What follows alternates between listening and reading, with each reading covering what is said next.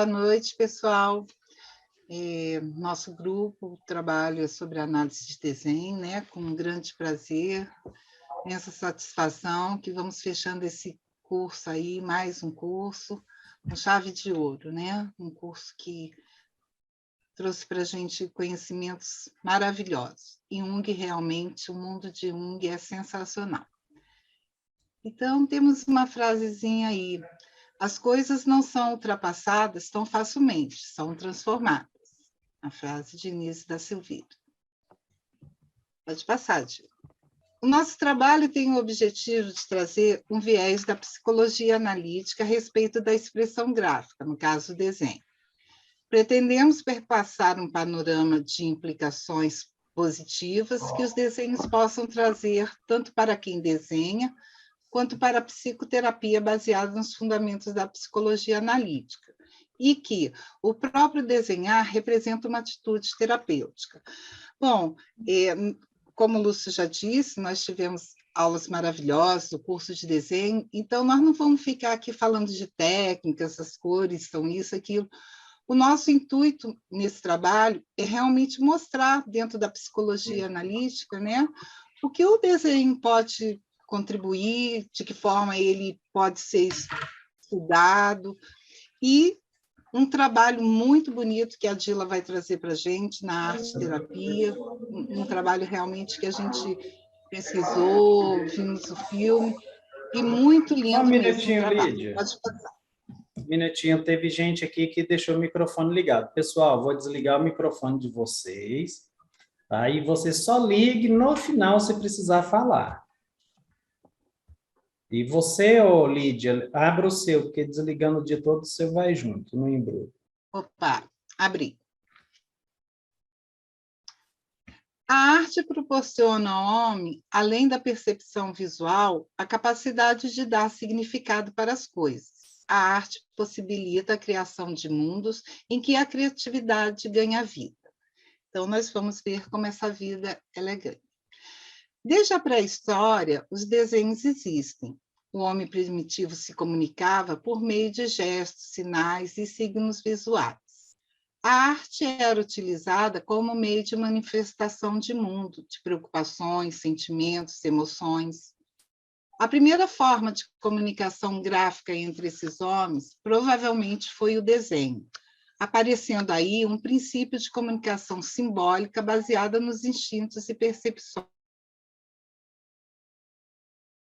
Se voltarmos lá nas cavernas, né, na época dos homens nas cavernas, são encontrados vários desenhos, e esses desenhos têm toda uma simbologia, um significado, né, de medo, de pavor, de necessidade de alimentação, de reconhecer um animal.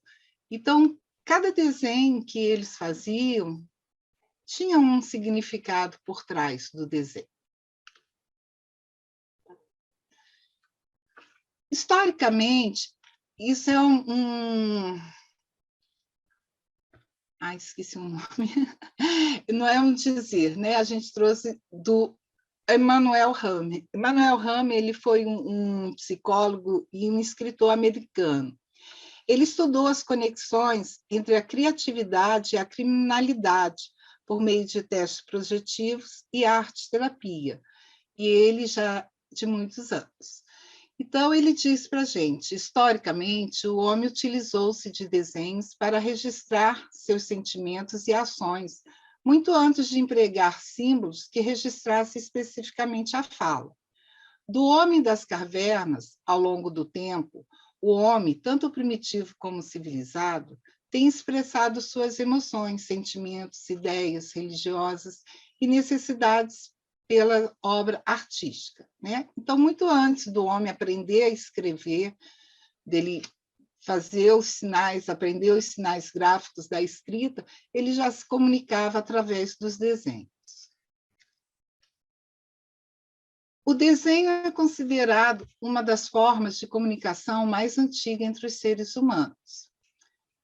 No entanto, foi a partir do século XX que os métodos projetivos utilizando o desenho como alternativa à linguagem verbal, começaram a surgir e a ser utilizado como técnica de avaliação psicológica para investigar habilidades cognitivas e características da personalidade. Então, o desenho já existe há muito tempo, mas, no entanto, olhando pelo lado psicológico, do que o desenho possa vir representar, o que está por trás dele, só mesmo a partir do século XX começou a ter esse estudo e a desenvolver técnicas, né? Pode passar. Pelo exame das obras criativas de um certo número de indivíduos no campo da arte, observamos que os sujeitos tendem a expressar nos seus desenhos, de modo inconsciente e às vezes contra a sua própria vontade, o seu modo de verem a si próprios como são ou como gostariam de ser. Os desenhos representam uma forma de linguagem simbólica que alcança uma camada relativamente primitiva do sujeito. Então, o que ele está dizendo para a gente? Que lá dentro do nosso inconsciente está o nosso primitivo, né? Então, os nossos complexos. E no desenho, muitas vezes, mesmo sem a gente querer, a gente coloca isso no desenho. Os desenhos são muito eficazes no trabalho da psicologia analítica, tanto quanto os sonhos. São fontes de informações psíquicas. Os desenhos são importantes não só com a criança. A linguagem não verbal do desenho tem um impacto positivo independentemente da idade e das questões trazidas pelo sujeito, possibilitando que muitos conteúdos apareçam por não passar pelos filtros da linguagem, sendo mais espontâneo e com pouco controle consciente. Então, aqui, o que ele está dizendo para nós, né? A linguagem verbal é uma coisa difícil, né? Às vezes é muito difícil a gente falar o que está sentindo, expressar nossos pensamentos, sentimentos, e com o desenho, seja com a criança, adolescente ou adulto, tudo é válido em qualquer idade.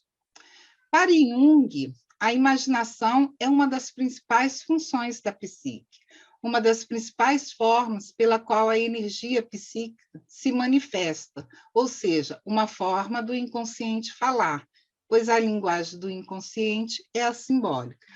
Como nos grupos passados, né, foi muito bem falado sobre a mandala, a imaginação ativa, o nosso inconsciente ele não fala senão por meio de símbolos.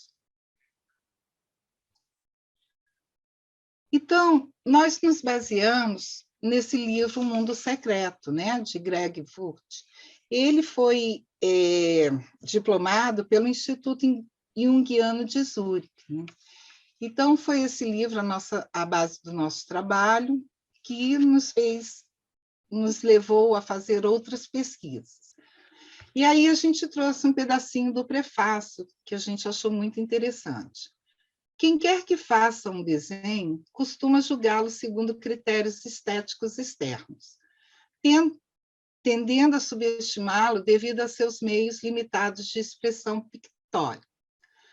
Aqui a interpretação pode ajudar o paciente a mudar esse ponto de vista e esses critérios, isto é, permite que ele perceba que, no fundo, o seu inconsciente está possibilitando uma expressão surpreendentemente acurada do seu estado mental e emocional, o que, por sua vez, permite que o paciente experimente o profundo conhecimento que prevalece além de suas intenções conscientes. No final das contas, é a interpretação que permite ao paciente mudar das opiniões subjetivas sobre a real criatividade estética para uma melhor compreensão da realidade psíquica autônoma expressa pelo desenho. Bom, resumindo o que ele diz aqui para a gente, né, que normalmente quando se faz um desenho, até o próprio desenhista ou quem está do lado olhando, costuma olhar essa parte estética, se o desenho está bonito, se é colorido, se está bem desenhado, se é feito. Mas quando quem está desenhando, ele consegue ter essa consciência, né, através de uma ajuda, talvez, de ver que o inconsciente dele está falando para ele tanta coisa que ele ainda não tem consciência, ele pode, inclusive, mudar essa percepção dele muito objetiva da estética do desenho e ver que o desenho dele traz para ele uma comunicação muito mais profunda do que a própria estética. E isso vai fazer com que ele perceba e mude muitas percepções da sua pessoa. Pode passar. Furt nos diz que, em sua pesquisa de doutorado, constatou que conteúdos psíquicos inconscientes importantes eram transmitidos não só por desenhos de pacientes gravemente doentes, como também dos saudáveis, quer dizer, aqueles chamados normais. E que, sendo decifrado, o conteúdo inconsciente, ele fornecerá insights terapêuticos de grande valor. Então, não importa se a pessoa tem algum problema mental ou se ela é normal, qualquer desenho vai trazer uma comunicação. Aí, nesse livro, Dinâmica dos Símbolos, de Verena Cash, né, ela vem reafirmando isso e também vem falando um pouquinho do que é esse símbolo. A psique produz símbolos. Por meio dos símbolos, podemos vivenciar os movimentos da psique, mas também percebê-los exteriormente, vê-los. Os símbolos revelam o impulso criativo que permeia tudo o que existe nesse mundo. Então, aqui está bem claro, os desenhos, a gente está vendo esses símbolos, né? Então, eles estão exteriorizados, um símbolo, e nós estamos vendo.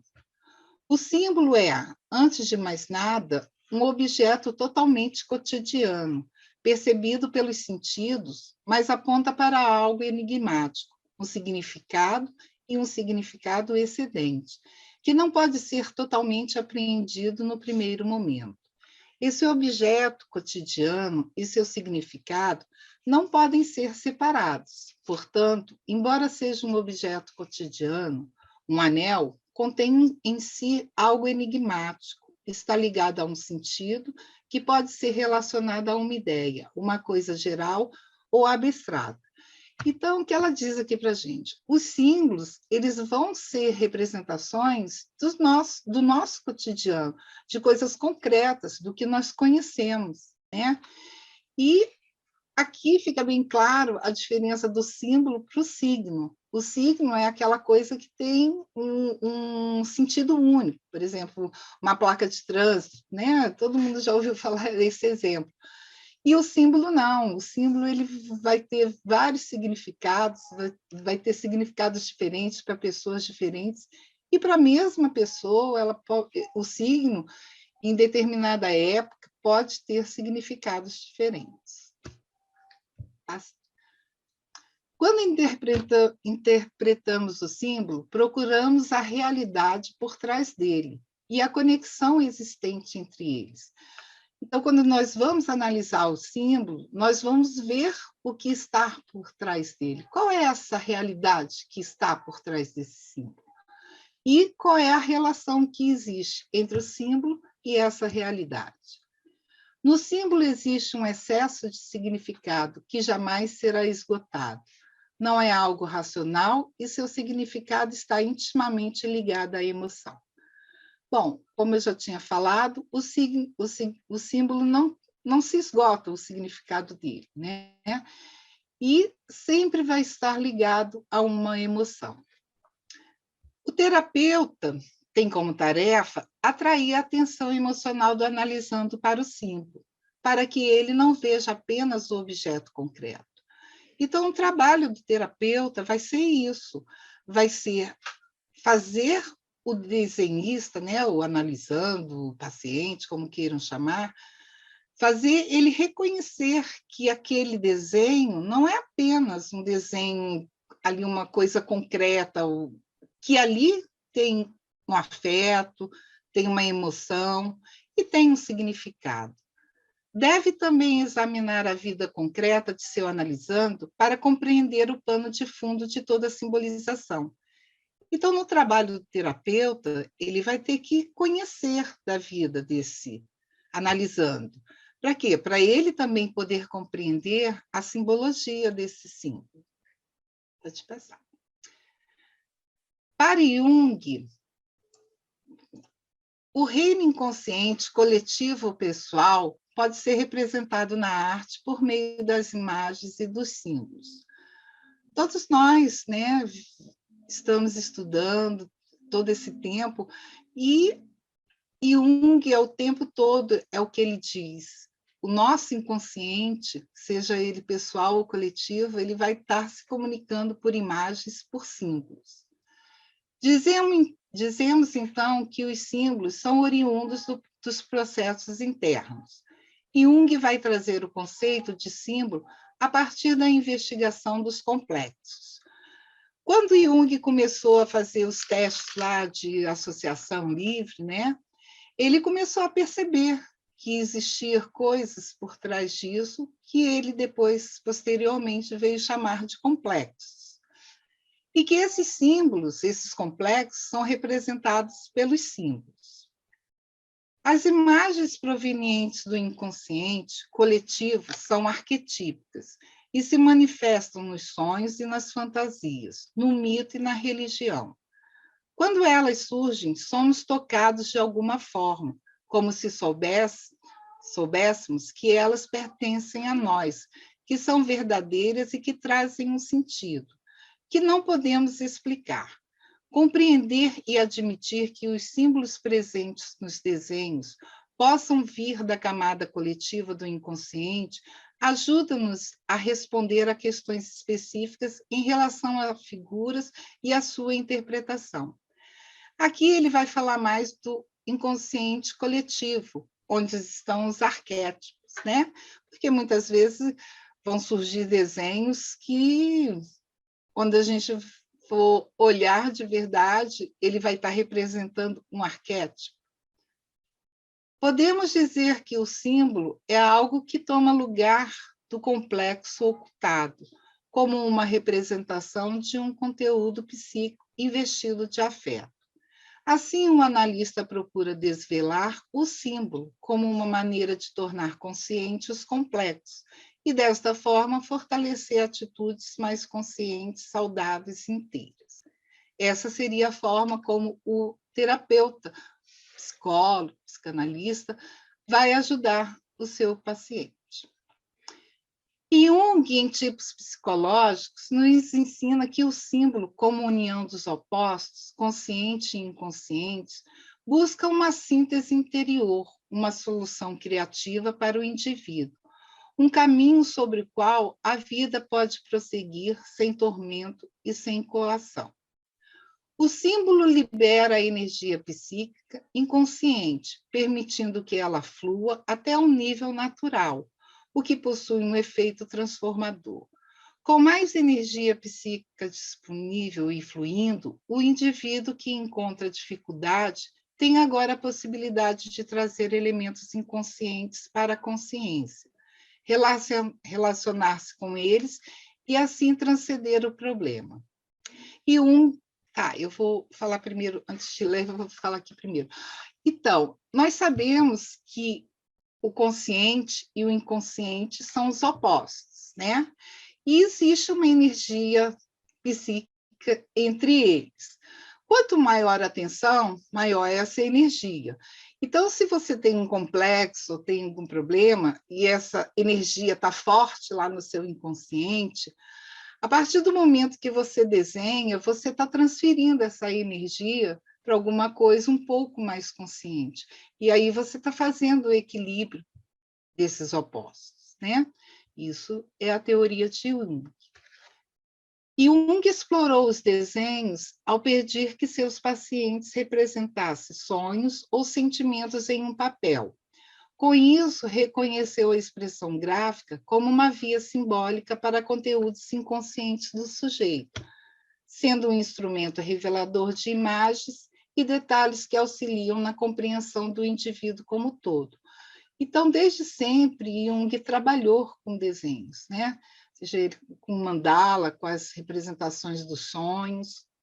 Então, de alguma forma, ele trabalhou. Jung não criou nenhum critério, nenhuma técnica para interpretar desenhos, mas seu estudo sobre o simbólico foi a base evolução das teorias de interpretação de trabalhos artísticos. Então, embora ele não tenha feito, né, criado nenhuma técnica para se interpretar o desenho, mas toda a base do estudo dele, da simbologia, do simbólico, do inconsciente, isso daí foi a base de todas essas técnicas que hoje em dia nós conhecemos. Segundo Furth, Yolande Jacob e Susan Bach, elas foram duas estudiosas de Jung, tá? Elas foram muito importantes para unir o trabalho de Jung à interpretação do desenho. Por quê? Porque elas sim criaram técnicas, né? Então, baseado em todo o estudo que elas fizeram de Jung, elas criaram técnicas. Jacob se arrisca a ensinar outras pessoas a interpretar desenho.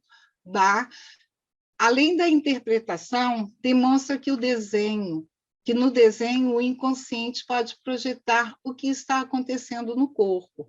No livro mesmo a gente vê, né, o exemplo de um desenho de um menino lá que ele tinha problemas e foi até um desenho, vamos dizer assim, que era uma projeção do futuro. Pode passar, Tila, por favor. Então, aqui um pequeno histórico, tá? Entre os anos de 1920 e 1930, as técnicas projetivas relacionadas ao simbolismo do desenho ganham bastante relevância e começam a ser utilizadas na prática clínica. A técnica que marcou esse trabalho foi o teste de Goodenough. Esse teste é um teste do desenho da figura humana. É um teste não verbal, individual e de fácil aplicação. A tarefa da criança consiste na execução de 3 desenhos, um de si próprio, um de um homem e outro de uma mulher. Esse teste vai avaliar a maturidade intelectual nas suas funções perceptivas, de abstração e generalização na criança e no adolescente com idade de 3 a 15 anos. Então, esse é um teste que é feito com crianças de 3 e adolescentes de 15 anos, entre essas idades. Por meio do desenho, a criança revelará características da sua personalidade, suas necessidades emocionais e também pode ter um propósito psicométrico, pois ajuda na avaliação cognitiva dessa faixa etária, sendo observadas variáveis como sexo, idade, cultura, nível social e escolar. São os fatores que são levados em consideração. Pode passar. Após as décadas iniciais do desenvolvimento desses testes, outras técnicas projetivas para o estudo da personalidade do indivíduo foram desenvolvidas. Dentre elas, uma que é muito utilizada, né, que muitos de nós já ouvimos falar, é o teste HTP, Casa, Árvore, Pessoa, que foi criada por John Buck em 1948 e, posteriormente, ele fez uma atualização em 1969.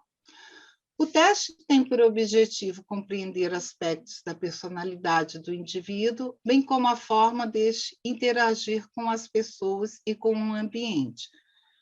É destinado a indivíduos maiores de 8 anos e proporciona a realização de 3 desenhos sequenciais, uma casa, uma árvore e uma pessoa, os quais devem ser desenhados em folhas separadas utilizando lápis e borracha.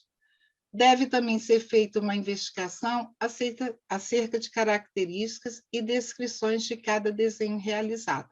Então, a outra técnica a gente vê que vai falar só da pessoa, da personalidade. Já esse outro teste aqui já vai falar da interação com o meio ambiente, com as outras pessoas. Então, é um teste mais abrangente. A partir da década de 1950, acontece uma mudança na utilização dos desenhos na psicologia. Deixam de ter um enfoque avaliativo, reconhecimento de questões intelectuais e cognitivas do indivíduo, e passam a exercer uma compreensão do que está sendo expressado. Agora, a dinâmica da personalidade projetada nos desenhos pode ser percebida. Então, aqui a gente vê que, a partir dessa época, então, a gente não, os testes já não vão estar mais tão só ligados à parte intelectual, à parte cognitiva, mas sim ao que está sendo expressado nesse desenho. Hoje, os métodos projetivos possibilitam o diagnóstico inicial do indivíduo, o que ampara o desenvolvimento do acompanhamento psicológico por trazer conflitos e conteúdos inconscientes, ampliando a compreensão do indivíduo. Então, os desenhos, os testes de desenhos, a análise do desenho, vai ser de uma utilidade muito grande no acompanhamento psicológico, porque, a partir de então, é compreendido que a gente consegue ver muitos significados nos desenhos que vão expressar sentimentos, emoções complexos. Ok, tia. Bom, então agora a gente vai falar um pouquinho do desenho em si, de algumas técnicas que o autor sugere para ser analisado algum desenho. O conteúdo apresentado nos desenhos tem uma origem no inconsciente. A energia psíquica que está conectada, de alguma maneira, ao complexo é ativada. Independentemente de onde se comece a análise do desenho, seja pelas cores, pelas formas, tamanho, direção do movimento, pouco importa, pois o desenho nos dará o caminho para chegar ao complexo, que está entrelaçado com todos os componentes do desenho. Os registros sinalados no desenho são os pontos focais, que chamam a atenção do analista e analisando. Assim, por meio dos pontos focais, o inconsciente conduz o processo de cura. Então, o autor nos traz como primeiro princípio que o analista deve prestar atenção à primeira impressão causada pelo desenho. Então, quando o terapeuta vai pegar o desenho, pega o desenho, ele tem uma primeira impressão, seja qual o sentimento que aquilo vai passar para o analista, certo? Concentrar-se nos sentimentos promovidos pelo desenho. Estar consciente de sua impressão sobre o desenho e guardá-la para um outro momento.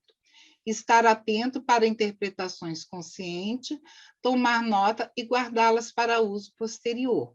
Então, o analista vai olhar o desenho, vai ter a impressão dele, vai ter os sentimentos dele, mas ele vai guardar, ele não vai trazer isso para o analisando, para quem desenhou, né? Ele vai ouvir, ele vai ver qual é a interpretação consciente do desenhista e vai guardando todos esses dados. O segundo princípio, o analista deve agir de tal qual um pesquisador, olhar os pontos focais de modo sistemático para melhor ordenação e direcionamento do trabalho analítico.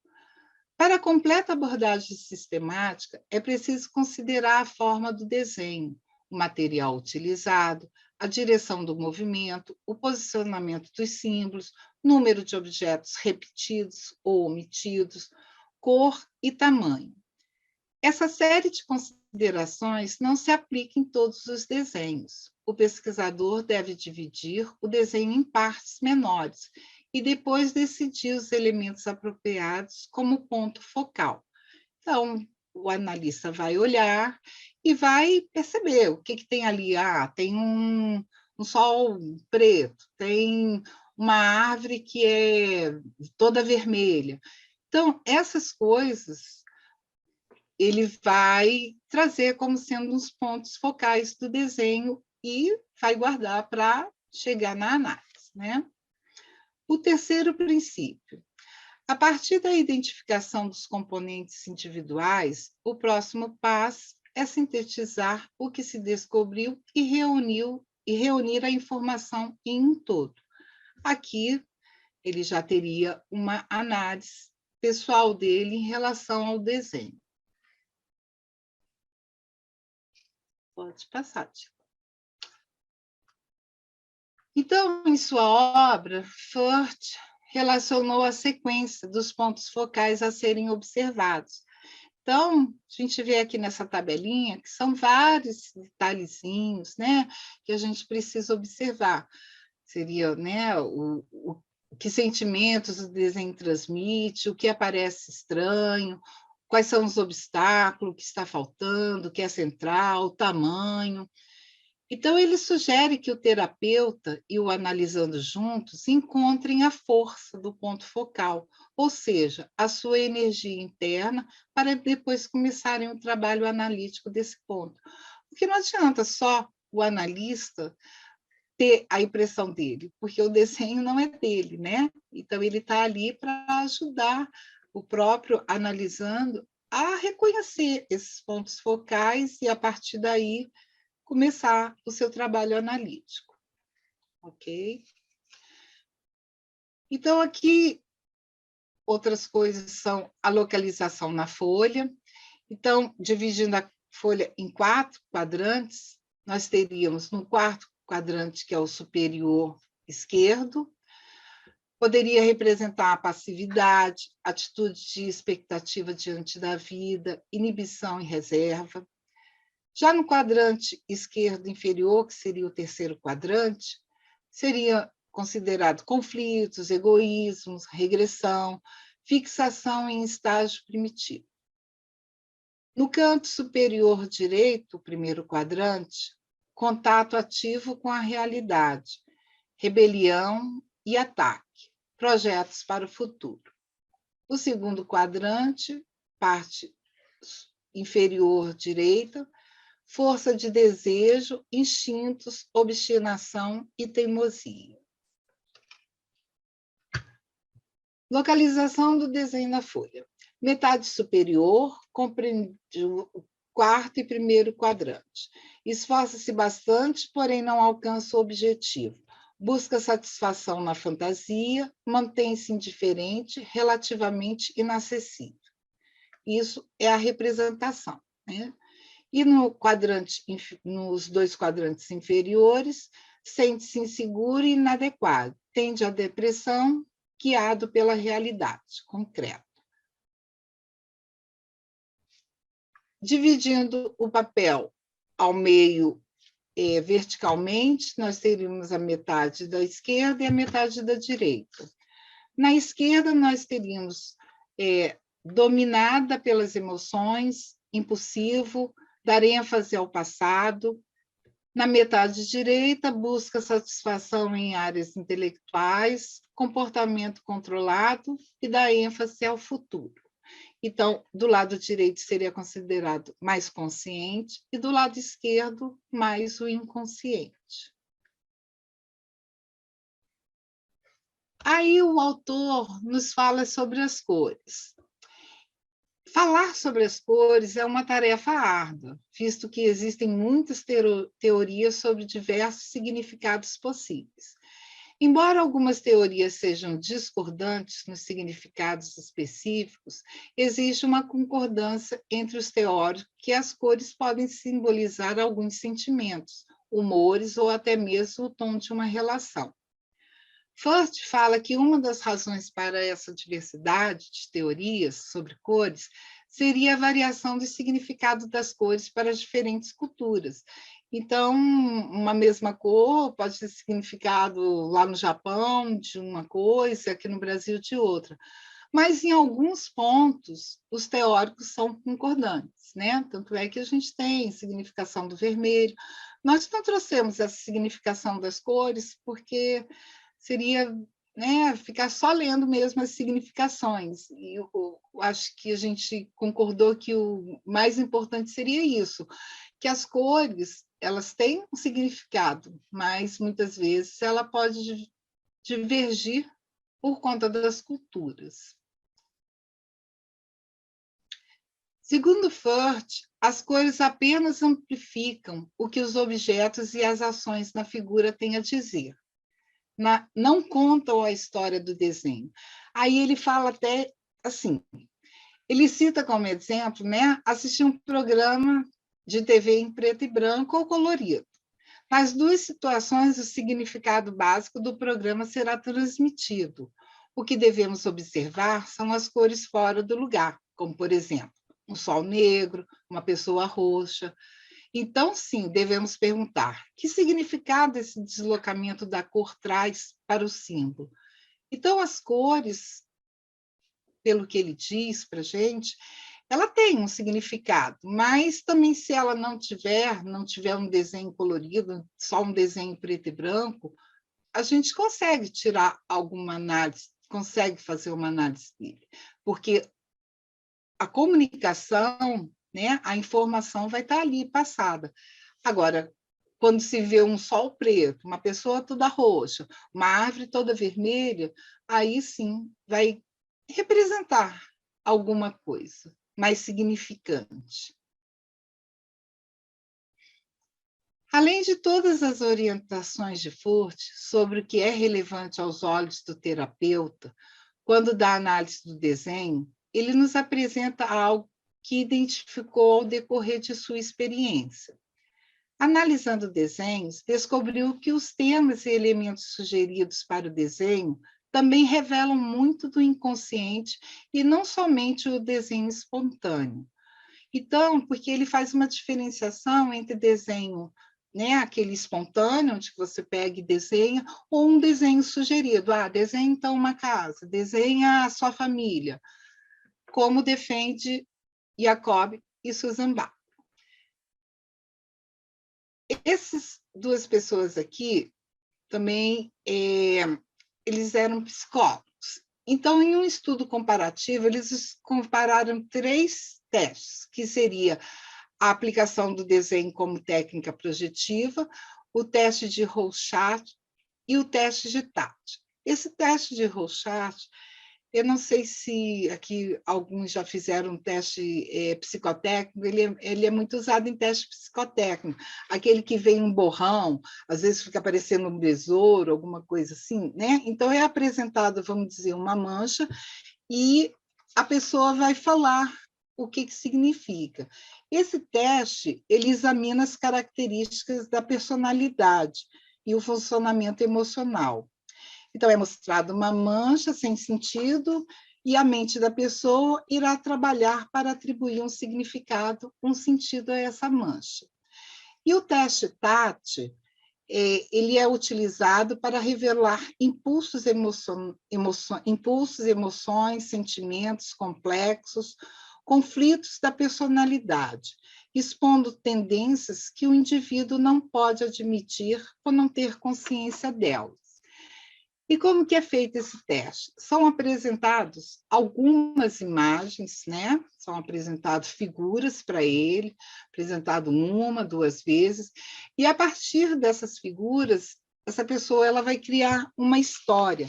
Ela vai criar uma história que contenha passado, presente, futuro, enfatizando o que cada personagem está sentindo e pensando.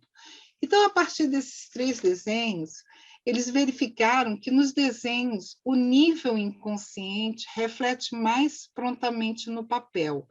Então, quer dizer, nos desenhos, porque esses outros não são desenhos, são imagens, seriam imagens, né? E no material colhido referente aos outros testes, perceberam alterações devido a manifestações do mecanismo de defesa, porque aí a pessoa tem que falar. Então, onde a gente percebe que a comunicação na fala, às vezes, ela é muito mais difícil do que a comunicação no desenho. E essa foi a minha parte. Agora a Dila vai nos brindar com essa arte-terapia que ela vai trazer aí, com coisas bem maravilhosas, gente. Muito obrigada.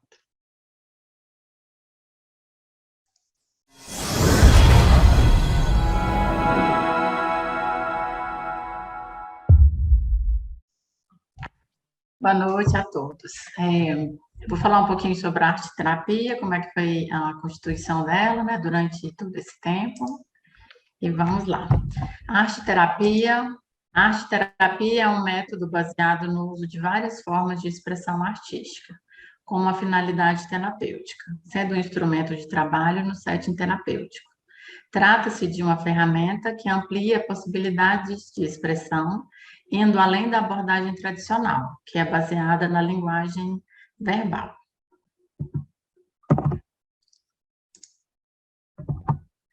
A arte-terapia atualmente vem sendo difundida e utilizada em várias áreas que buscam o autoconhecimento, seja no ambiente escolar, saúde mental, organizacional, terapêutica, dentre outras, sendo reconhecida como uma poderosa ferramenta de abordagem da comunicação não verbal, em que a linguagem do simbólico se expressa.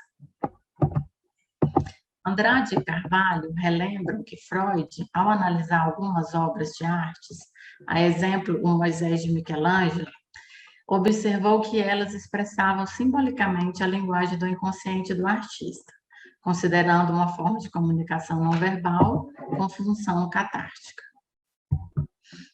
A ideia freudiana sobre a expressão das imagens vinda do inconsciente, como as origens dos sonhos, conduziu ao entendimento que a arte criada por meio da arte-terapia era uma via de acesso privilegiada ao inconsciente, pois, assim, essas imagens escapariam mais facilmente da censura do que as palavras. E mesmo diante dessa descoberta, o próprio Freud, ele não utilizou a arte como instrumento no processo terapêutico. Para Lise da Silveira, Carl Gustav Jung, ao desenvolver sua própria teoria, iniciou propriamente o trabalho com a linguagem artística aplicada à psicoterapia. Ele previa a criatividade artística como uma função psíquica natural e estruturante, em que os conteúdos inconscientes eram transformados em imagens simbólicas e poderiam alcançar a cura. Segundo Andrade, as duas vertentes teóricas, tanto a de Freud quanto a de Jung, progressivamente foram ganhando relevância enquanto instrumento terapêutico. E nesse contexto, destaca-se a educadora norte-americana Margaret Naumburg como a fundadora da arte-terapia, sendo a primeira a sistematizá-la. Naumburg tem seu trabalho denominado de arte-terapia de orientação dinâmica, seguindo o modelo proposto por Freud, cuja técnica busca auxiliar a projeção de conflitos inconscientes em representações pictóricas. O trabalho inicial de Naumburg em arte-terapia foi com viés psicanalítico, né? Foi na área da educação. Ela e a irmã Florence Kane fundaram a Walden School. Florence trilhou e desenvolveu métodos de ensino com o intuito de liberar a expressão artística na área da educação. Já Margaret dedicou-se a fazer da arte um instrumento terapêutico. Para ela, a expressão artística reflete as informações internas como um espelho, facilitando o diálogo entre consciente e inconsciente. Apoiando-se na teoria freudiana do determinismo do inconsciente, onde os pensamentos e sentimentos se comunicam pela via não verbal, conforme expõe Freud na teoria dos sonhos, Naumburg considera que esta atividade fascinante favoreça a projeção de conteúdos inconscientes, facilitando a comunicação entre analisando e terapeuta. Tal qual o procedimento analítico, o fazer artístico tem condições de fazer a ligação de conteúdos de sonhos, fantasias, medos, memórias infantis e também das vivências conflitantes atuais do sujeito. O método psicanalítico desenvolvido por Naumburg era realizado com o paciente dinamicamente orientado, com base na relação transferencial, visando descortinar a significação de suas criações.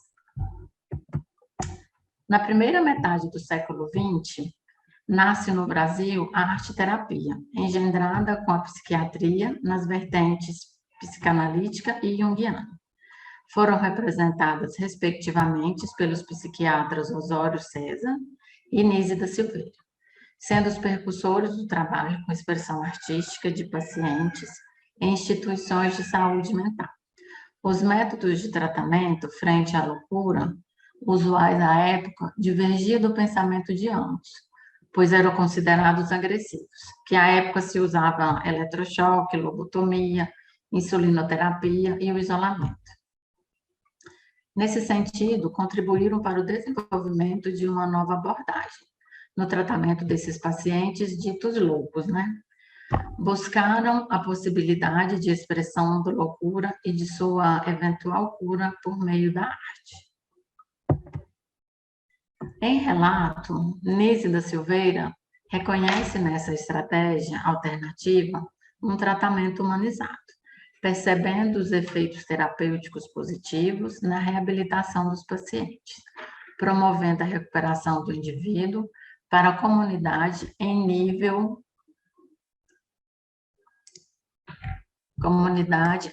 até mesmo superior àquele em que se encontrava antes da experiência psicótica.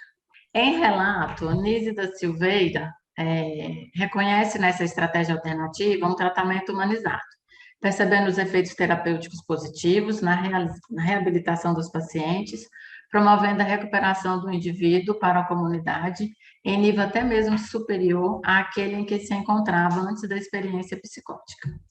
Considerada uma pioneira da arte-terapia no Brasil, Nise da Silveira preferiu a denominação de trabalho como terapêutica ocupacional. Para ela, a palavra arte sugeriria conotações de valor e estética, desvinculando o foco do tratamento com seus pacientes, que era o desenvolvimento da atividade expressiva dos conteúdos. O principal apoiador do trabalho de Nise da Silveira para desenvolver a arte-terapia junguiana foi o próprio Jung. A Nise, ela chegou a estudar, né, com Jung na Suíça. Ela passou, se não me engano, 3 meses lá estudando com ele. Segundo Jung, uma palavra ou uma imagem é simbólica quando implica alguma coisa além do seu significado manifesto e imediato, remetendo esse outro sentido ao inconsciente. Silveira salienta que os produtos exprimidos do inconsciente são autorretratos do que está acontecendo no espaço interno da psique, sem quaisquer disfarces ou véus, sendo uma característica própria da energia psíquica transformar-se em imagem. Aqui a gente pretende mostrar que a arte ela é um poderoso canal, né, da expressão da subjetividade humana, que permite o profissional e o seu cliente, né, que seja um indivíduo ou um grupo, acessar conteúdos emocionais e retrabalhá-los, né, através da própria atividade artística.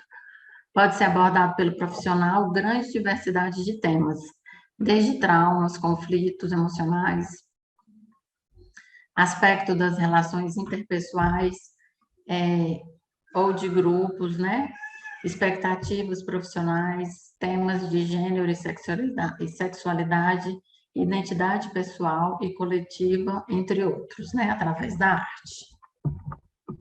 O trabalho de Nise era pautado nos desenhos, modelagens, pinturas e demais obras, que representavam as experiências não verbalizáveis por aqueles pacientes que encontravam submergidos no inconsciente, sem a acuidade da elaboração racional. Ao terapeuta cabia a tarefa de fazer as conexões entre as imagens que emergiam do inconsciente e a situação emocional vivida pelo indivíduo.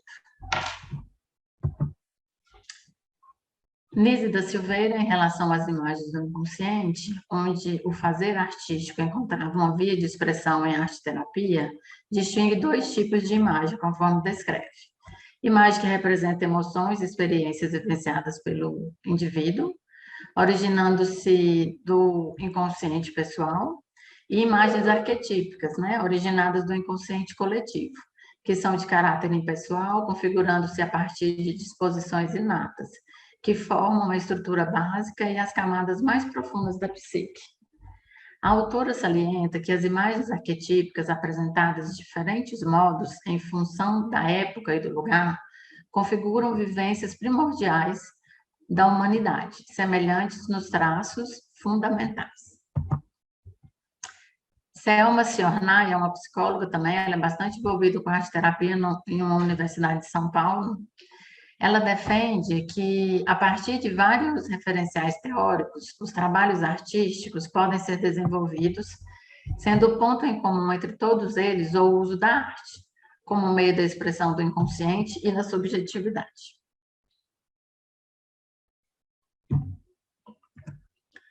Ressalta que a comunicação por meio da expressão artística reflete as experiências internas. Ao ativar tais experiências, proporcionam uma ampliação da consciência no tocante à subjetividade, podendo ser melhor compreendida, em alguns casos, que a forma verbal. Uma característica comum às terapias com arte é que, por meio da vivência expressiva, o sujeito pode dar-se conta do que de fato sente, e durante esse processo pode verdadeiramente fazer algo que assim o represente, e a ele faça sentido. Desse modo, o fazer artístico se estabelece como mediador no processo de autoconhecimento, possibilitando ao sujeito a ressignificação a respeito de si e da sua relação com o mundo exterior. A arte-terapia pode ser empregue como instrumento facilitador da comunicação não verbais em diversos contextos. Na clínica, no ambiente escolar, na comunidade, na saúde pública, nas empresas, em intervenções na área de dificuldades físicas, cognitivas, emocionais e sociais, juntos a indivíduos, famílias e grupos sociais.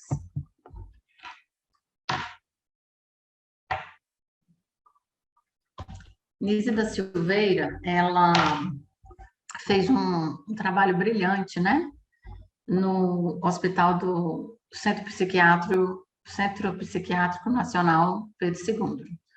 Ela desenvolveu um importante trabalho lá, né? Como ela não concordava com aqueles tratamentos usuais da época, ela acabou indo para o embate com os colegas lá, né? E aí, devido a essa discordância dela com os tratamentos da época, ela acabou sendo redirecionada à área da terapia ocupacional, né? Que era menosprezada, enfim.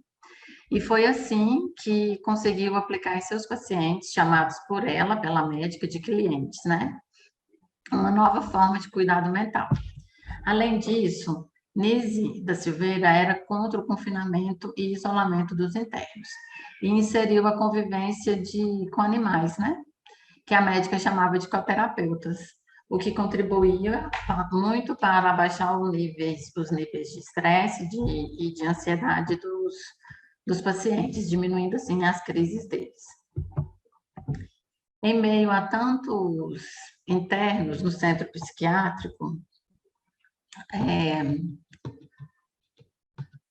em meio a tantos internos no Centro Psiquiátrico Pedro II, nós vamos falar um pouco sobre a história de uma interna, né? Nós vamos exemplificar a relevância do desenho enquanto ferramenta no atendimento clínico, né? E essa interna, né? Essa paciente, na verdade, que tinha lá, o nome dela é Adelina Gomes. Tem um filme narrando a história dela, o filme é lindo, depois eu vou deixar o link aí para vocês, é muito lindo o filme, compensa mesmo a gente ver e traz muito conhecimento para a gente. Então, a partir de agora, né, a gente vai apresentar algumas obras, né, que a Adelina fez, e é importante aqui a gente ressaltar que só a Adelina, ela fez mais de 17.500 obras de artes, entre desenhos, pinturas, modelagens, né, que expressaram o seu mundo interior, onde ela externou e registrou a luta para tentar expulsar os fantasmas internos, devido a um complexo materno, né, e recuperar sua condição feminina. Essa é a Adelina, né? Eu vou ler aqui a história dela para vocês.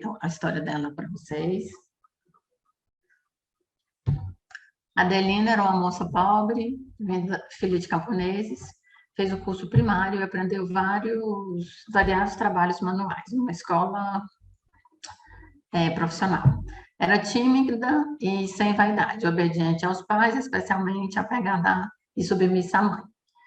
Nunca havia namorado até os 18 anos. Nessa idade, ela apaixonou-se por um homem que não é aceito por sua mãe. A moça, como tantas outras jovens, né, no sistema social vigente, ela sujeita-se ao julgamento materno, obedece e afasta-se do homem amado. A condição de mulher oprimida é patente. A autoridade inapelável das decisões familiares impede a normal satisfação dos instintos e a realização de seus projetos de vida afetiva. Essa é a Adelina. Vamos lá. Essa aqui foi uma pintura inicial que ela fez, né, depois que ela chegou lá nessa área de terapêutica do centro psiquiátrico.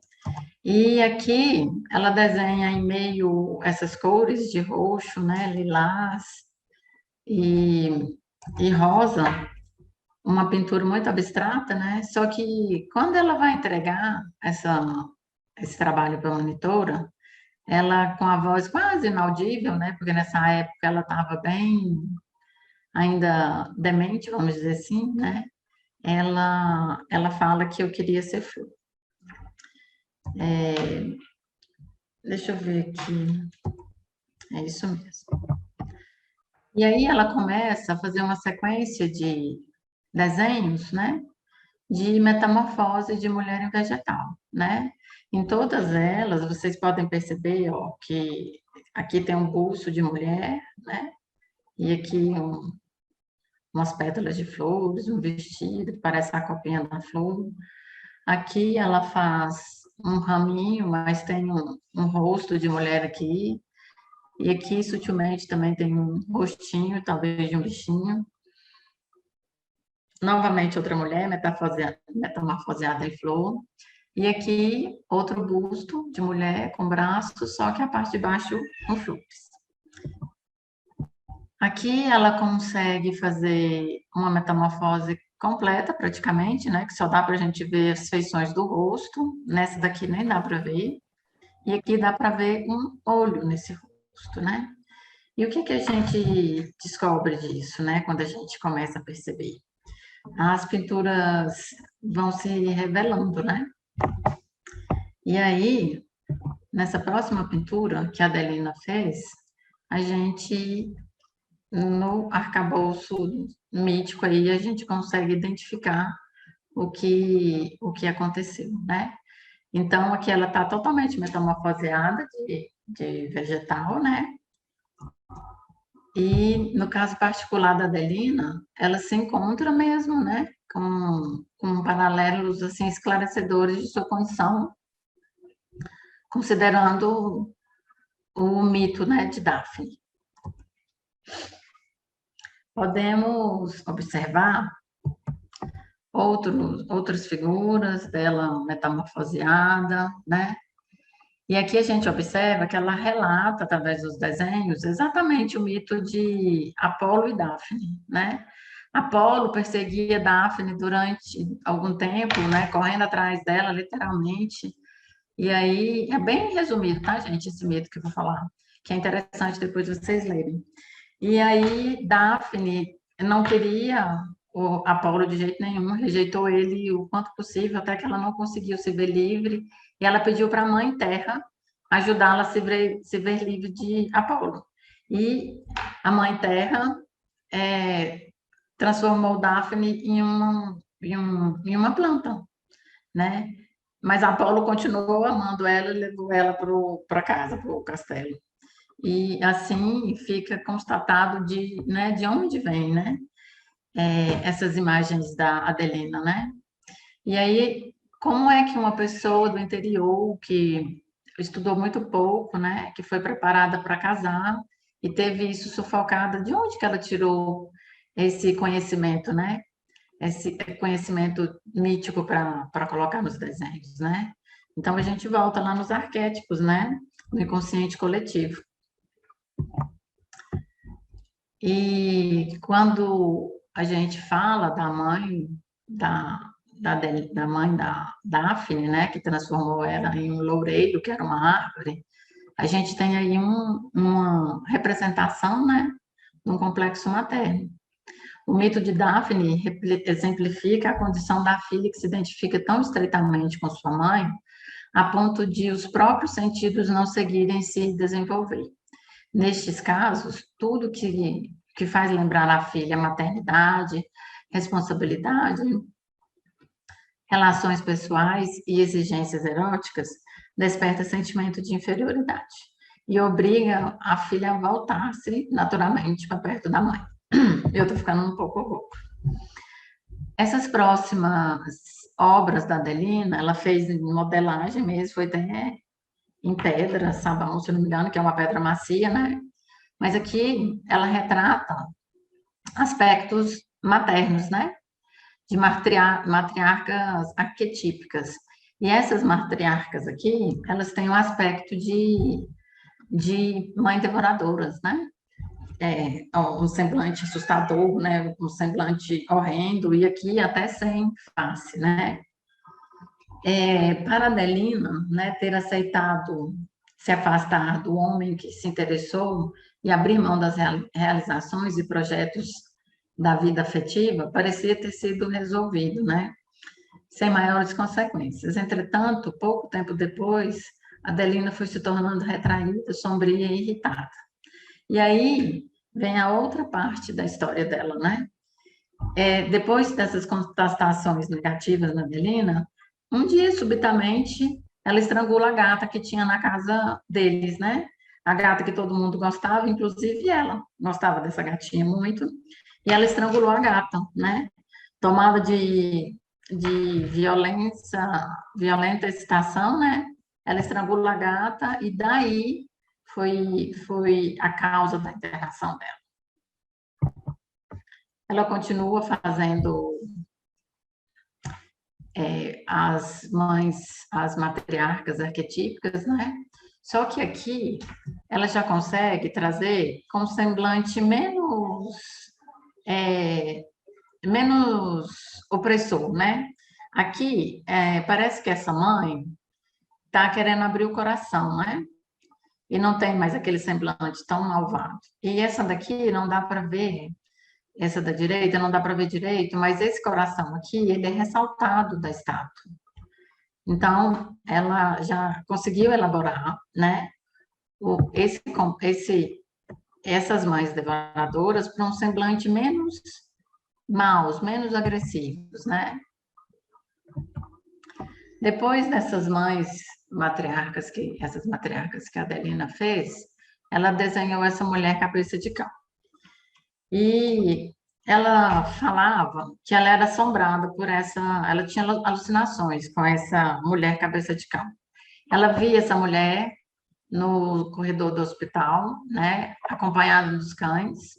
E aqui, na figura da direita, a Adelina, ela colore todo o desenho e a gente percebe que a mulher cabeça de cão, ela está entre o casal, né? Aqui a mulher e aqui o homem. Então, quer dizer, né? Aliás, segundo a Anísia da Silveira, isso ainda é um forte sinal do complexo materno, né? Que ainda está predominando a atuação psíquica da Adelina. Isso daqui foi uma imagem que ela desenhou, segundo ela, foi de um sonho que ela teve, que ela tinha sonhos com essa mulher, cabeça de cão, e ela tinha sonhos também com esses cães que tentavam pegar ela e tentavam possuí-la. Ela sentia muito medo, né?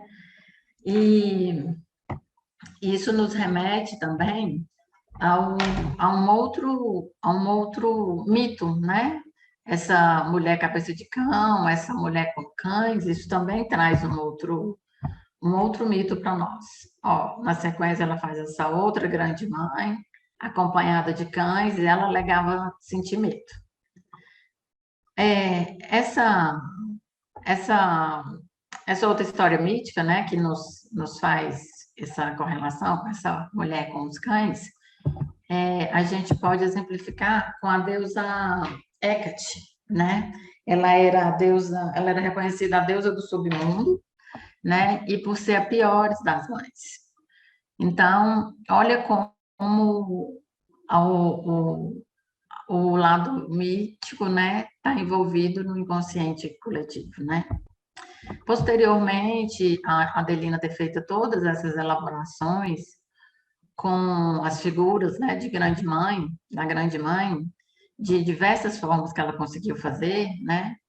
Ela faz esse desenho das gatas, né? E esse primeiro desenho é da gata mãe, né? Foi chamada assim por ela, pela Adelina. E essa outra é a gata bailarina, que ela também deu o nome. E segundo a Anísia da Silveira, né? Esses desenhos dizem muito sobre a problemática da Adelina, né? Em que ela... Só um minutinho. Em que ela, aqui, ela timidamente, quando ela apareceu, os instintos, quando ela mostrou, né, os instintos para a mãe sufocou ela, né? A mãe não deixou ela viver aquilo que ela queria, né? Então, assim, o mesmo gesto que a mãe dela fez com ela, né, de sufocar os sentimentos que ela tinha, ela representou na gata, né? De sufocar a gata mesmo, né? Literalmente. Como lá no hospital, a Nise da Silveira tinha adotado a convivência com animais, né? A Adelina ainda tinha muito medo desses animais.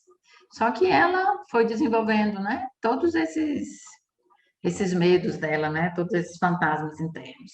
Aqui é uma representação de um desenho que ela fez com cachorro, né? Que ela alegava ter muito medo.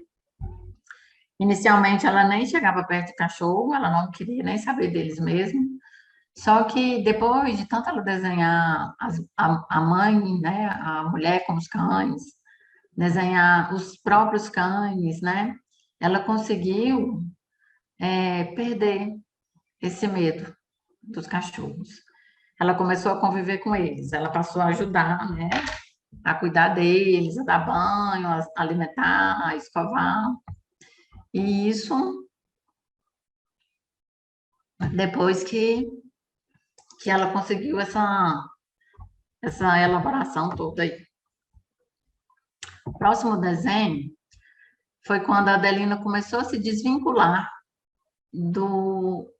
da mulher em vegetal, né?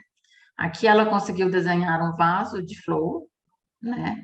Ela conseguiu ficar ela diante de uma pintura que antes ela se desenhava misturada. Aqui ela pintou esse vaso de flores, né? E posteriormente ela pinta essa figura da direita aí, que era um quadro que existia lá, e ela pinta ele, né? Ela refez ele, né? Então, é um significado de elaboração mesmo dela, né? De se ver desvinculada do vegetal. Aqui eram as flores do jardim que ela colhia e ela desenhava, né? Segundo a Anísia da Silveira, é uma forma de representar que está esvaziando o complexo materno. Só que aqui ela volta no tema do animal, né? E aí, daquela gata, né? Daquela gata que ela estrangulou, que foi o motivo que ela foi internada. E aí ela fez uma série de fotos, de desenhos assim, onde ela coloca uma aparência humana, com bigode de gato, com rabo de gato. Aqui parece um gato, mas tem a face humana. Aqui ela desenha um gato e uma mulher, né? Colados, metamorfoseados. E aqui ela desenha o gato em cima do chapéu, né? Que ainda pode ser alguma movimentação do complexo materno. Complexo materno como se fosse quem comandava as suas reações, né? Os seus pensamentos. Aqui ela fez um desenho de uma mulher animal bem diferenciado, né? Bem estranho mesmo, que é possível a gente ver a cabeça da mulher, os lábios, uns braços estranhos. E aqui dentro eu até aumentei aqui para a gente ver que ela fez um gato dentro de um coração transparente, né? Que dá para ver esse coração transparente. E aí, ela, depois disso, depois de todos esses desenhos, dessas elaborações com o gato... Ah, tá faltando um slide aqui, gente. Bom, e aqui ela começou a desenhar ela começou a desenhar alguns casais, né? E aqui vem um daqueles pontos focais lá de Greg Furt, né? Que o que está faltando aqui nessas figuras, né? Tá faltando os braços, né? Não tem os braços nessa figura. Aí aqui ela começa a encontrar, né, o seu instinto, né? Impossibilitado de fazer qualquer coisa. Aí aqui volta o complexo materno, bem, né, ativo mesmo. Ó, nessa primeira figura, parece que está até havendo um conflito entre essas duas mulheres, né? E depois ela vai amenizando os desenhos, e nesse último, parece até que uma está fazendo carinho na outra, né? E eu achei interessante também essas duas aqui, que nessa mulher da esquerda, como naquela mãe que era amorosa, ela fez um coração aqui também, ressaltado, né? E, segundo a Anísia da Silveira, isso aqui é a representação da mãe e aqui é a representação da filha, até pela tiara no cabelo. Depois disso, ela desenha um simbólico aqui da mãe atual, né, que é a mãe venerada, né? E a mãe atual, né, a mãe venerada, a mãe boa, só que aqui, aos pés dessa mãe, eu até aumentei, também tem esses 3 elementos aqui, que é uma mulher, uma cobra e um homem, né? Então, assim, o complexo materno ainda está muito forte, né? Está muito ativado. Depois daquela grande mãe, ela desenha esses casais, né? Ela conseguiu desenhar esses 2 casais, né? Uma elaboração, de novo, uma tentativa de resgatar o instinto dela. E depois ela desenha uma mulher sozinha, né? Que nós podemos dizer aqui que é a identificação do feminino, né? Ela está com o chapéu na cabeça, sem o gato. E ela está sozinha, com as flores atrás dela, soltas no ar, né? Então, a gente pode identificar daqui que é um encontro, né? Um encontro, um toque com o feminino dela. Aqui, esse rapaz, esse Carlos Pertius, ele também era um interno lá do hospital, e eles começaram a ter um relacionamento, né? Houve interesse deles dois em ter um relacionamento, de andar juntinhos e tal. Só que, e aí, ela chegou a desenhar ele, o cachorro e uma cadeira vazia, né? Desenhou ele, a cadeira e o cachorro aqui embaixo, bem transparente. Eu acho que era na intenção de tirar a importância do cachorro para que ela pudesse sentar-se na cadeira, né? E aqui ela consegue desenhar um casal e o cachorro. Logo em seguida, né, vem o complexo materno de novo, né? E reparem aqui na roupa, né, o detalhe de o ramo de flor, né? E mais à frente, ela volta novamente ao tema da metamorfose, mulher e vegetal, né? Foi uma total regressão de tudo que ela já tinha caminhado. Então, ela se metamorfoseia de novo em planta, né? Aqui ela desenha uma planta totalmente mais metamorfoseada, com um homem, né, que tá dando os braços, né, tá de costas, dando os braços como se estivesse rejeitando essa planta, ou ela, né? E nesse próximo desenho é um homem diante de um tronco sem flor, né? Não tem flores. Total anulação do feminino, né? Depois ela começa uma sequência de desenhar cadeiras vazias. Ela desenhou algumas, né? Nós trouxemos aqui só algumas, mesmo uma pincelada de tudo que ela fez, né? E aqui ela desenha essa flor vazia, com um jarro de... essa cadeira vazia, com um jarro de flor aqui ao lado. Do outro lado, ela faz outra cadeira com os pertences que dava para se entender de quem que era. E aqui ela volta àquele tema do relacionamento. Então, ela está sempre, né, nesse movimento, querendo se libertar ao máximo, né, se livrar dessa pressão na realidade psíquica dela com relação ao complexo materno, e ela está exteriorizando isso, né, nos desenhos, né? Aqui tem só o homem e a cadeira vazia, e o homem aqui está até com a feição entristecida. Nesse outro, o homem está um pouco alegre, parece que vai receber alguém, mas a cadeira está vazia. E nessa, uma mulher feliz, mas a cadeira está vazia, né? Aqui, ela dá uma pequena regredida, de novo, né? Que ela desenha duas cadeiras entrelaçadas, porém vazias. Aqui ela faz uma cadeira cheia de símbolos, né? Aqui tem uma flor ao chão, um cachorro, um homem, né? Uma cobra aqui. Então, assim, sempre o complexo materno tá envolvido nos desenhos dela. E aqui ela faz o vaso de flor, com a flor caída ao chão, e aqui o animalzinho, né? Segundo a Anísia da Silveira, simbolizando o complexo materno. O próximo desenho, ela traz desenhos com tema de casamento, porém a noiva está sozinha ao lado de uma cadeira vazia. E nessa foto, né, ela traz um noivo isolado, né, numa namoradeira que a parte de cá está vazia e uma flor ao chão, né?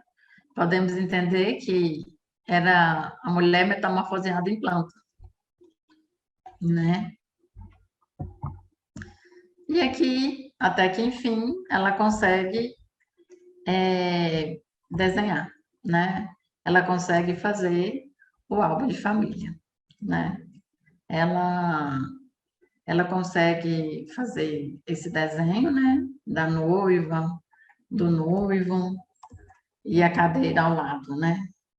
Ou sem a cadeira ao lado. Dessa vez ela colocou os dois no centro, né? E é isso, né? Enfim, aparece essa foto, né? Essa pintura. E a partir desse momento, a Adelina, ela começa a mudar no tema dos desenhos de novo, né? E foi percebido e observado que ao longo de muito tempo, né, do processo de desenvolvimento dela, psíquico dela, sempre esteve muito atuante, né, a força do arquétipo mãe, né, manifestado sobre o aspecto das grandes mães, né, do período neolítico, do período das mítico mesmo, né, enfim. E bem mais tarde, ela começa a desenhar outras formas do arquétipo mãe, né? Só que aqui, de fato, agora é a mãe com aspecto bom, né? Benevolente. Com a mãe venerada com aspecto benevolente, né?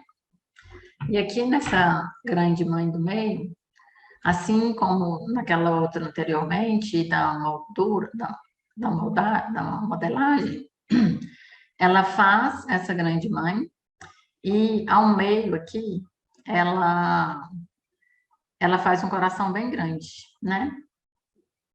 Ela faz um coração grande e ela fala que o coração podia ser maior, né? Nos dizeres dela. Ela traz isso.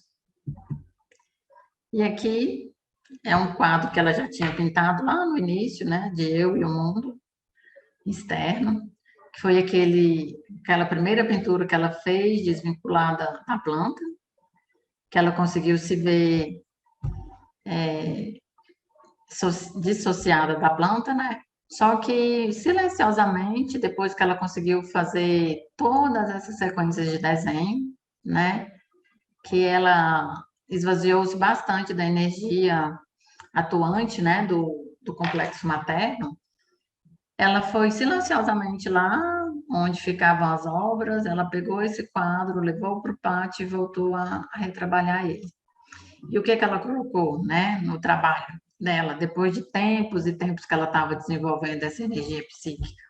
Ela volta a desenhar uma mulher, né, o busto, né, de uma mulher, ela desenha a face de um gato e as flores estão lá presentes, né?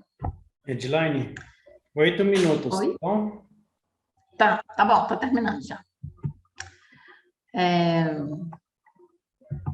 Pera.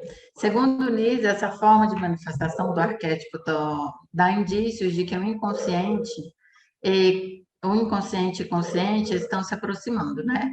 Nesse desenho, ela conseguiu fazer, né? Essa colocação, né? E aí, muitos dizem, né? Muitos julgam que o processo de retorno à consciência, né, é demasiado longo, né? Talvez seja cansativo o movimento da circunvolução em volta do mesmo tema, né? Tantas idas e tantas vindas, né? Nos mesmos temas. No caso da Adelina, ficou bem claro isso para a gente, né? Mas é preciso não esquecer que o percurso de ida e volta às esferas subterrâneas da psique mais profundas foi trilhado em condições bastante desfavoráveis, tendo em vista serem um hospital psiquiátrico e não oferecer condições adequadas para o desenvolvimento de semelhantes viagens. Lá o espaço é opressor e o tumulto nas enfermarias, pelo contrário, né, favorecem a regressão. E à época, né, o que oferecia a psiquiatria tradicional, né, só cortes, né, e sufocava a atividade das forças defensivas, né, do inconsciente, pelo emprego de doses brutais de psicotrópicos, né, e com a convulsoterapia, o isolamento, né.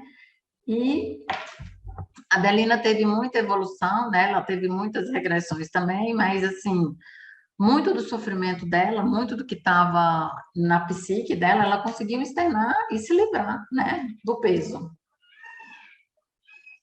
Ela não teve uma cura, né, porque ela era esquizofrênica, né, ela não teve uma cura, mas ela melhorou muito. O desenho como expressão artística, seja na psicanálise, na psicologia analítica ou em qualquer outra linha de abordagem terapêutica, pode ser compreendido como expressão do self e revela-se em todas elas como um meio de objetivação da subjetividade, ou seja, como um produto dessa subjetividade. O produto da criação artística, da realidade interna, é sempre um espelho que reflete e refrata de modo mais ou menos distorcido aquele que o criou, pois no desenho, seus desejos, emoções, sentimentos e ideias ganham forma, cores e tamanhos. Foi bem o que aconteceu com a Adelina, né? Quando o autor da obra se permite criar, origina-se uma constante troca de energia psíquica entre a objetividade da obra e a subjetividade de quem a cria, permitindo ao criador descobrir-se no seu fazer. Por fim, a função terapêutica do fazer artístico apenas se inicia com essa autodescoberta, aprofundando-se à medida que na atividade criadora o sujeito também se redescobre em novas formas, podendo reinventar-se como outro. E é isso. O conteúdo que nós quisemos trazer para vocês foi isso. Nós quisemos abordar a parte teórica, que foi o que a Lidy falou, e nós quisemos exemplificar no lado psicológico, né? Como é que seria a elaboração de tudo isso, do conteúdo e com uma prática, tá? Muito bem, meninas. Foi muito interessante. A teoria muito interessante. Vocês embasaram muito bem. É claro que quando a gente vai falar de análise do desenho, fica todo mundo doidinho para ser o primeiro slide um desenho, você já explicando o que que foi, né? Isso é normal.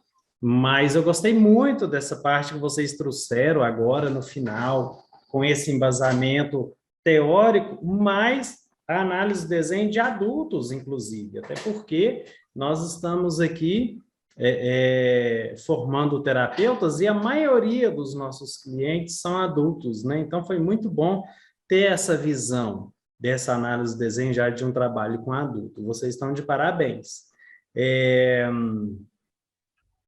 Tem gente aqui com outras perguntas, depois eu respondo. Então, assim, e nós temos também já 2 terapias em foco falando a respeito da análise do desenho. Um, na abordagem freudiana, depois eu vou estar até disponibilizando nos grupos novamente para vocês reverem, aproveitar que ficarem empolgados aqui com o estudo de hoje, e outro na análise junguiana. E todos esses 2 têm curso também, né? Tem um curso específico da área e aulas. A ideia... Nós temos aulas. Então, Lúcia, a ideia foi exatamente essa, porque como eu já tinha tido a aula, né? Algumas pessoas fizeram curso, a gente iria ficar aqui mostrando desenhos, pontuar, vermelho é isso, não sei o quê, o sol é ali, à direita. E aí a gente procurou, assim, essa parte psicologicamente do desenho, né? E, poxa, esse trabalho da Nise da Silveira na arte terapia, que o desenho ele faz isso, né? Essa comunicação do inconsciente com o consciente. Então, se a gente frustrou um pouco, desculpa. Ela também trabalhou com a mandalas, né? A Nise da Silveira também trabalhou com mandalas. Sim. E mais uma vez aqui para vocês que estão assistindo e talvez ainda não tenha ouvido falar da Nise da Silveira, né? Como os meninos colocaram, ela foi uma psiquiatra brasileira. O trabalho dela foi desenvolvido dentro da teoria de Carl Gustav Jung e tem um filme dela na Netflix, Nise da Silveira, O Coração da Loucura. Aconselho a todo mundo assistir, vale a pena. Lúcio, eu coloquei na referência da apresentação o nome desse filmezinho, que tá até no YouTube, dá para ver, né? Chama O Reino das Mães. É lindo esse filme. Assim, ele toca bastante a gente. Manda o link para mim, que aí eu já compartilho aqui no grupo, pessoal. Como é que eu vou te mandar? O Reino das Mães? Eu vou escrever aqui. O Reino das Mães. Isso. Não tem como você compartilhar aí, não, né, Lídia? Não tem, não. Não, mas a gente manda e coloca no grupo. Coloca no grupo. O Reino das Mães. Na verdade, é uma trilogia. Nos outros filmes fala da história do Carlos Prestes, que é aquele que ficou enamorado dela, e de um outro, e o outro filme fala sobre Fábio. Mas a história da Adelina, ela é sensacional mesmo, vale a pena ver e rever, é lindo mesmo, assim. E o conteúdo que vem da Nise para gente é demais mesmo, é muita coisa, muito bom. Muito bom. E que você também Adeline tirou o Gomes, slide das referências. referências. É esse? Um de 49 minutos? É um de 49 acho que é isso mesmo, minutos? Acho que é esse mesmo, 49 minutos. Tá. Daqui a pouco eu coloco aqui, o link aqui para o pessoal e mando nos grupos também. Tá bom? Muito bom. Então, meninas, parabéns para vocês.